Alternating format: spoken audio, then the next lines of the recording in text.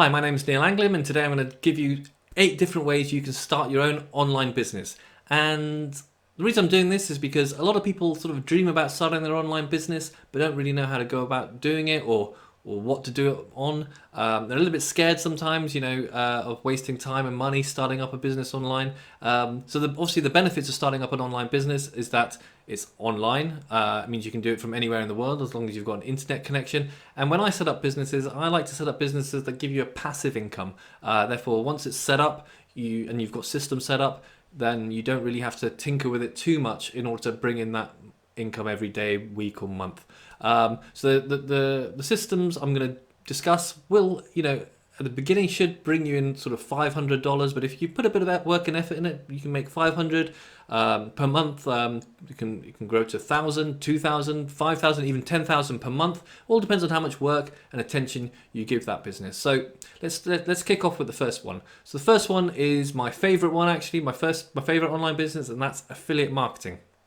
For those who don't know what affiliate marketing is, it's where you have a product, or it's someone else's product. It's not your product. You've got someone else's product, and you sell and promote that product. And every time you sell that product, you get a commission, certain percentage commission. So that's basically it. And what I love about affiliate marketing, I've actually got another video on my YouTube channel talking about the benefits and the advantages of affiliate marketing. But I'm just going to tell you my top 3 advantages. The first one is you can choose any market and any product. So you can pick a product that you're passionate about and, something that you like. So you're not forced to sell any products that you don't know anything about or you have to learn about. You pick something that you know about, that you like, or something that you're into. So that makes it even more saleable from you because, it's something that you can talk passionately about. So you can pick a market and a product that you like. The second thing is you don't have to actually store the product or stock the product. I'll give you a story about my Amazon FBA experience a bit later on.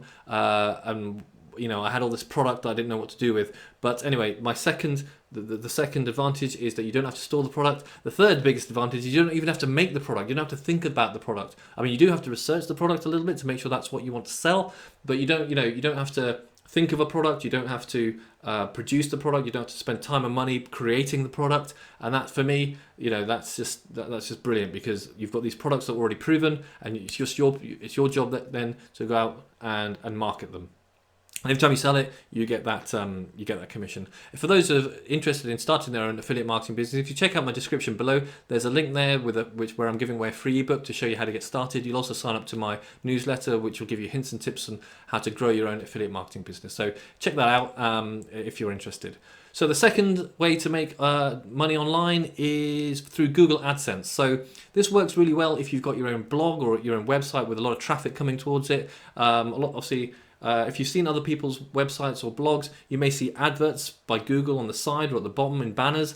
Basically what that is that's Google AdSense. So Google are running adverts on your website, and they pay you every time somebody clicks on the adverts. So it's really easy to set up. It's free to sign up to, and then all you do is Google gives you a bit of code that you put onto your website, and then they basically start giving you adverts to put, they start running adverts through your website. And like I said, you get paid every time somebody clicks on it. So it's something you don't really have to think about once you've put the banners on there.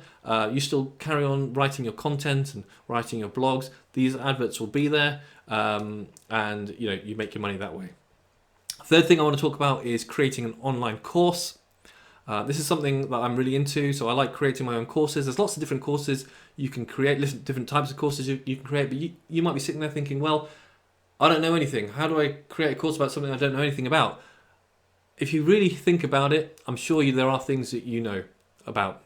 All you need to know is know a bit more than the person next to you. So if your neighbor or your friend, if you know something about a topic, something a bit more than them, and then there'll be other people that you'll know more things about on a particular subject. So what you should do is write a course outline, and then what I do is do a video series, get that all uploaded onto a teaching platform, and then then I promote the course, obviously, and then people who want the course can sign up to the course, and then I get paid every time somebody signs up to the course. So there's different platforms you can use online to upload your course. The ones that I'm familiar with, the ones I would use, Udemy, Teachable or Thinkific. I'll do a separate video another time to discuss the 3 different teaching platforms I've just mentioned. But it's quite easy to do, and it's a great way. And once you've the time is taken in creating the course, and once you've got that course created and uploaded, yes, you do then have to promote it. But once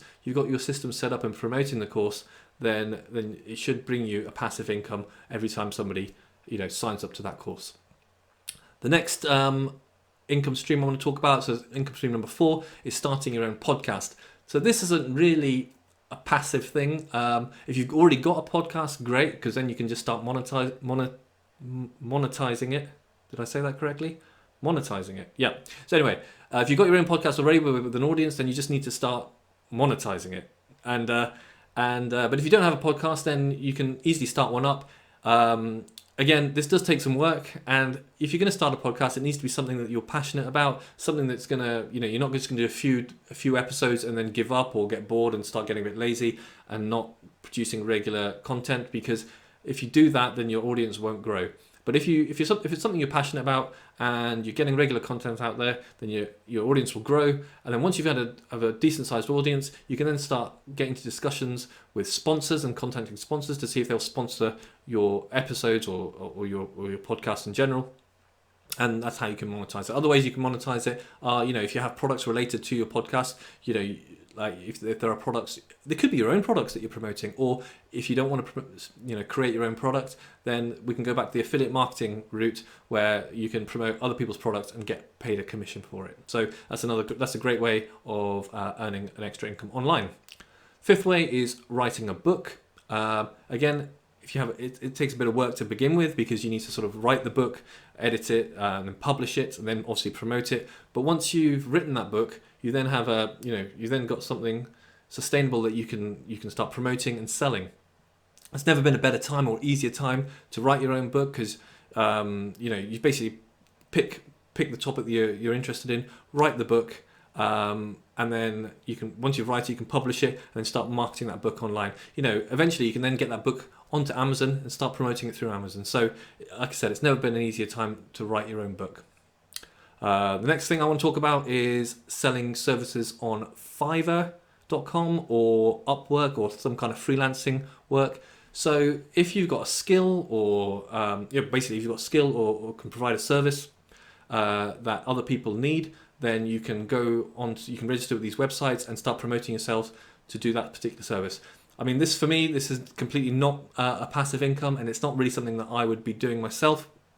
But I do obviously use the services. I use Fiverr.com for various things, including logo design. I needed to, for somebody with computing skills, or I needed to transfer my website from my old hosting service to my new hosting service. So things like that I've used Fiverr.com for. Things like some administration tasks as well, some online research. I've gone onto Fiverr.com and paid somebody to do some online research for me, and they've given it out into a nice spreadsheet, which saved me a lot of time. So, if you've got some services, if you've got some skills that you want to use and work online, you can register yourself with Fiverr.com or Upwork. Find out what the other freelancers are doing, what kind of things they're doing, and then if you have a skill that you feel that other people want to use, then get yourself registered and start earning income that way. Next thing, number 7 that I want to talk about is Amazon FBA. So FBA stands for Fulfilled by Amazon. This is basically setting up an Amazon store where you import an unbranded, a generic product, usually from China. You get it branded in your own branding, and then you import it to, say, the United States. You don't really see you should see a sample product, but you don't really see the bulk of your products, because they get imported directly to an Amazon warehouse and stored in an Amazon warehouse, and then you promote the product or your Amazon store, and then people start buying the product. Amazon directly ships them out to the customer.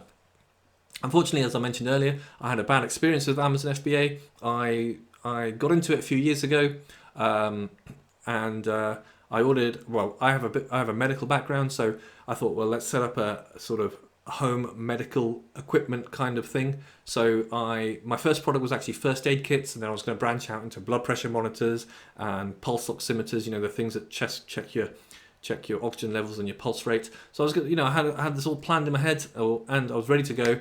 I took action.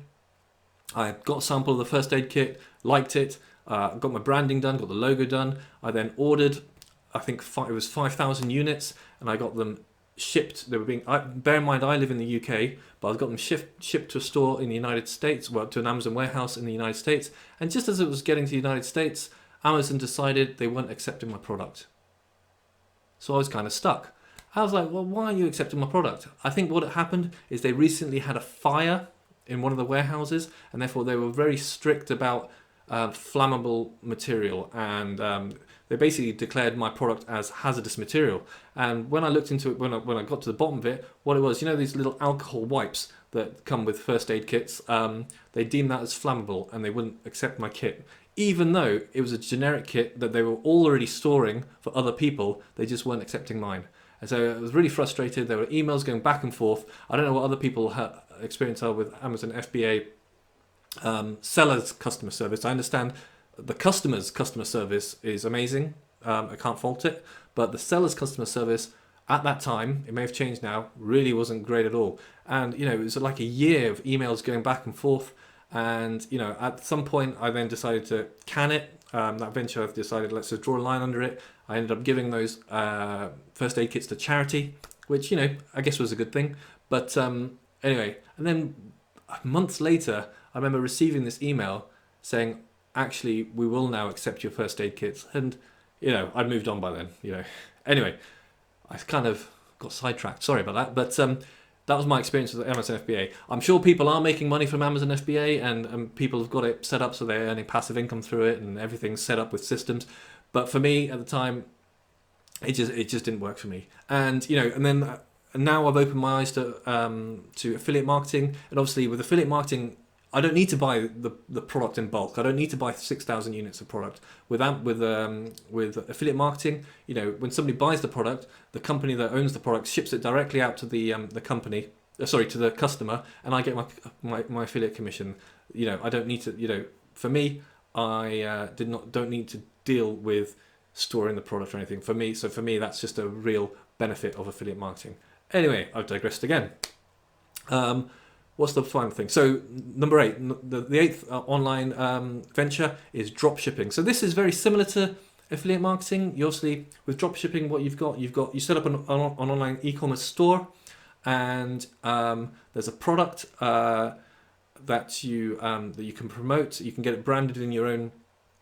You can get it branded in your own branding. And for mine, I don't know too much about dropshipping because I've not personally done it myself, but you can, when people order the product, the company sends out the product to the customer, and again, the benefit there is you don't have to store the product.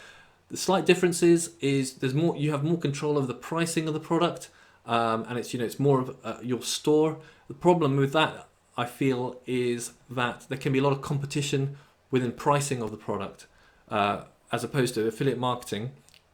The price is already set by the company that has the product, and the percentage is already set. You already find that out before you start promoting it, because in your research you find out how much the product is and what they're promoting it and what the percentage commission is. So, for example, one of the common affiliate products out there is ClickFunnels by Russell Brunson. I can't remember the exact commission off the top of my head. I think it's 30%. So, for example, if someone signs up to ClickFunnels, I'll get 30% commission of that. If there are other affiliates also promoting ClickFunnels, and the price doesn't change for ClickFunnels or the percentage. So from that perspective, we're not getting into a price war with other affiliate people, because it's the same product, it's the same price and the same commission structure. So from that point of view, they can't undercut me. Whereas with dropshipping, I think you can get yourself into a bit of a price war, and then which obviously reduces your margins to becoming profitable. But again, I've not done dropshipping personally myself, but this is my impression of it.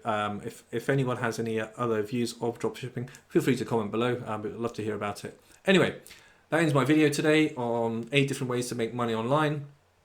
I hope you enjoyed it. Like I said, my number one way of making money online is through affiliate marketing. If you want to find out more about affiliate marketing, you can have a look at my description. There's a link there for a free ebook to get you started. If you like this video, please click the like button. That helps with my rankings. And if you want to hear more from me, please click subscribe and the notifications bell, and then you'll hear a bit more from me. So that's it for today. I wish you good luck, and I hope to speak to you again soon. Thank you.